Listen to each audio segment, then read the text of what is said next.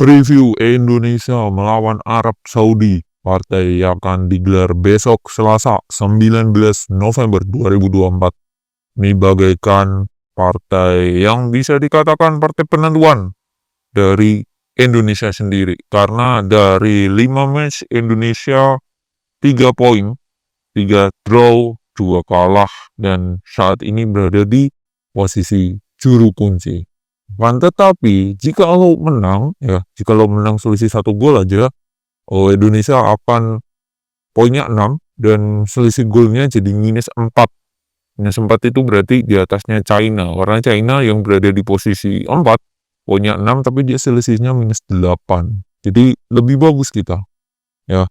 Jadi lebih bagus. Nah, dengan kemenangan lawan Arab ini nantinya akan membuka peluang, ya. Dan Arab juga gapnya kalau saya melihat dari grup ini nggak jauh dari kita, ya. Posisi pertama Jepang, ya bisa dikatakan Jepang pasti lolos. Kedua ada Australia dengan poin 6.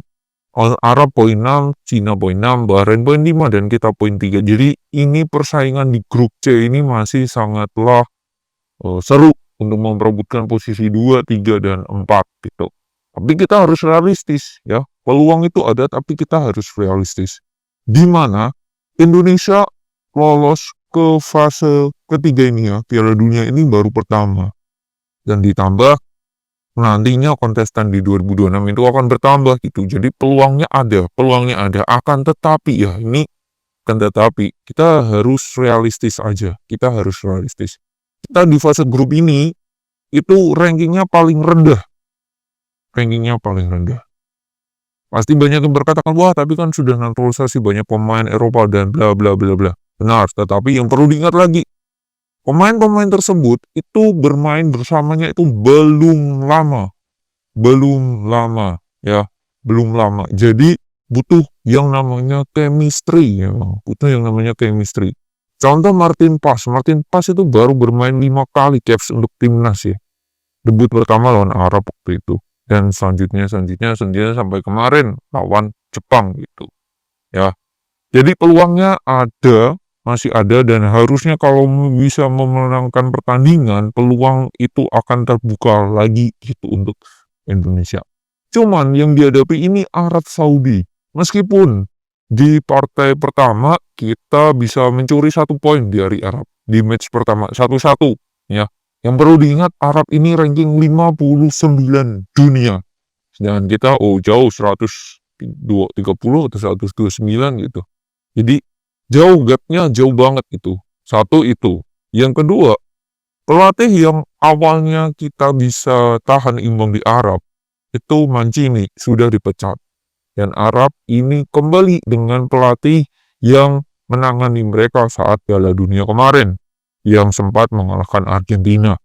Nah, pelatihnya balik itu. Jadi harap waspada itu Indonesia. Jadi kitanya pun juga sebagai penonton jangan diam, wah ini pasti menang. Kemarin di Arab bisa draw, dan menurut saya Indonesia bisa draw di Arab itu sangat kejutan sekali gitu. Tapi memang karena hal tersebut pasti ekspektasi kita naik gitu. Tapi kita juga harus realistis gitu. Ya saya pribadi pun pengennya menang gitu, Nah, masalahnya lagi ditambah Kevin Dix kemungkinan akan absen karena cedera kemarin lawan Jepang. Nah, ini PR banget nih. Karena menurut saya pertandingan pertamanya Kevin Dix di timnas kemarin itu oke. Sebelum dia digantikan. Itu oke. Nah, dengan kondisinya seperti itu, nah formasi apa yang kiranya akan dipakai oleh Sintayong? Apakah 5 back lagi kayak kemarin lawan Jepang? Memang pakemnya Sintayong itu kan 3 back sejajar ya di tengahnya. 3 back di tengahnya. Terus 2 wing ini. Nah, memang pakemnya dia selalu seperti itu. Nah, memang agak berisiko kalau tiba-tiba main 4-3-3 gitu. Agak berisiko. Cuman kalau saya melihat juga, kalau semisal Sintayong main 4-3-3, main 4-3-3-2, pemain center back itu mungkin Jai dan Rizky Ridho gitu. Dan kemarin bisa dikatakan pertandingan yang kurang oke dari Bang Jai, dari Martin Paes. Gol ketiga itu murni dari 2 kesalahan itu. Martin Paes salah umpan, diambil, shoot, kena, harusnya bisa dihalo Jai, nggak bisa juga. Jadi bisa dikatakan bad day-nya dari Martin Paes dan juga Bang Jai. Nah, kalau 4-3-3 saya melihat ya nantinya kalau misal Sintayong berani lagi 4-3-3, kiper Martin Paes, 2 di tengah, back tengah Bang Jai dan juga Rizky Ridho gitu. Nah itu. Terus lalu di bek kanan kemungkinan akan Sandy Walsh kalau saya melihat. Sandy Walsh, di kiri Verdong tetap.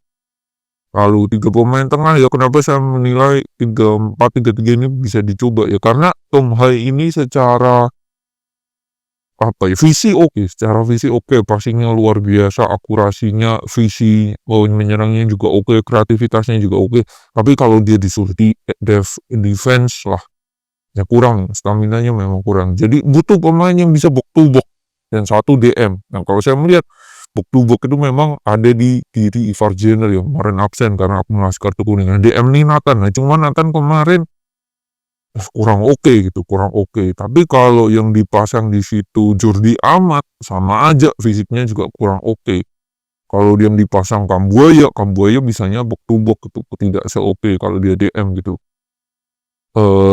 Saya menyayangkan juga Mark Klok sudah tidak dipanggil. Kalau ada Mark Klok mungkin saya akan mencoba Mark Klok kalau misal saya pelatihnya gitu. Mark Klok, si Ivar Jenner sama si Tom Hai gitu. Biar Tom Hai mikir kreativitas aja gitu. Nah 3 di depan pasti Rafael Strike, Ragnar.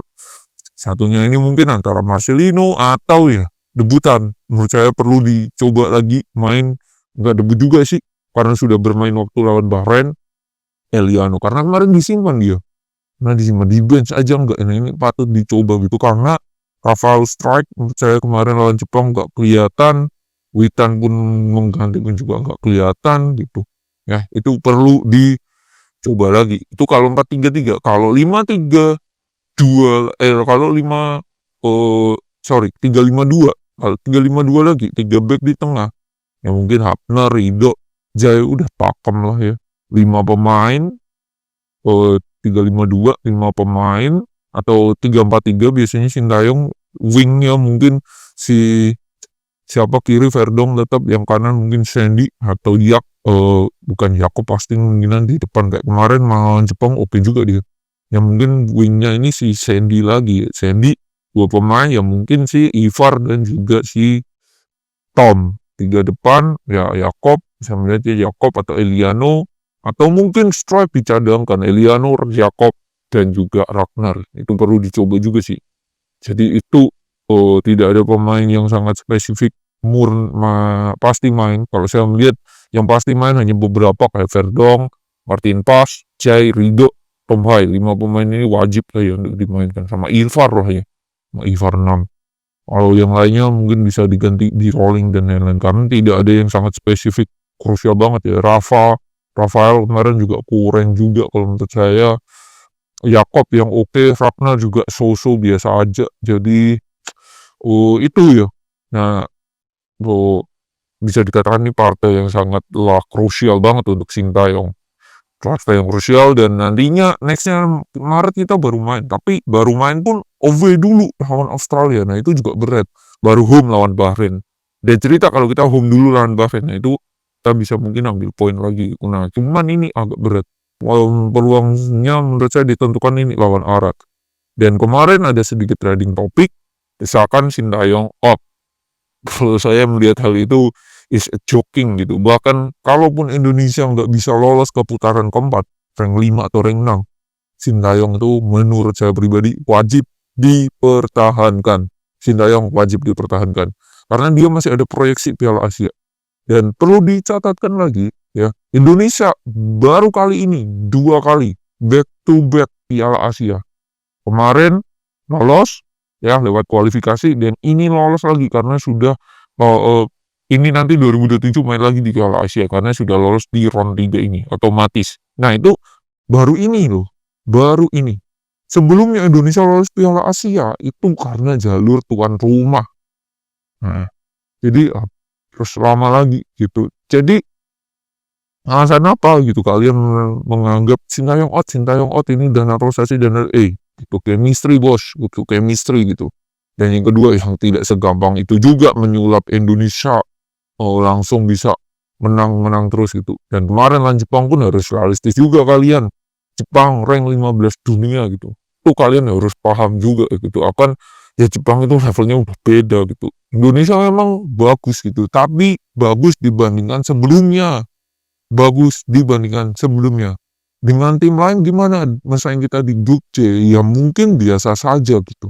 Tidak se-wow itu gitu. Karena Australia, Arab, Bahrain, Cina pun juga punya pemain yang oke juga itu. Indonesia ya biasa aja, tidak se-wow itu. Poinnya itu, tidak se-wow itu. Dan yang kedua, mereka butuh chemistry. Mereka baru beberapa kali bermain, kalian harus langsung menuntut, harus menang. Itu nggak realistis. Itu bodoh banget itu.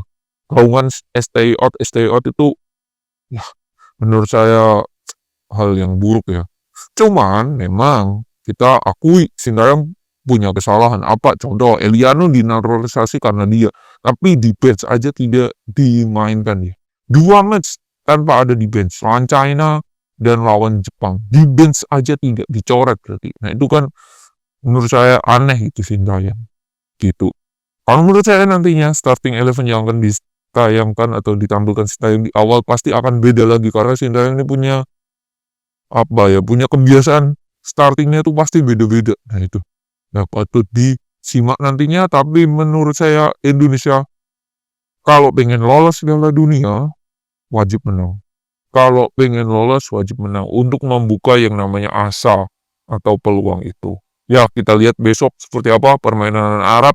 Semoga lapangannya oke, permainannya oke, dan yang terpenting semoga kita bisa menang. Kalaupun enggak bisa menang, at least setidaknya punya permainan yang oke, nggak yang monoton, nggak yang nggak jelas gitu ya, punya permainan oke lah ya, dan bisa menghibur, at least itu.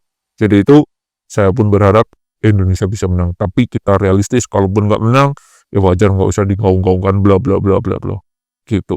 Pasti federasi, PSSI, dan juga Sintayong dan tim dan lain-lain juga bisa mengevaluasi yang lebih oke. Begitu.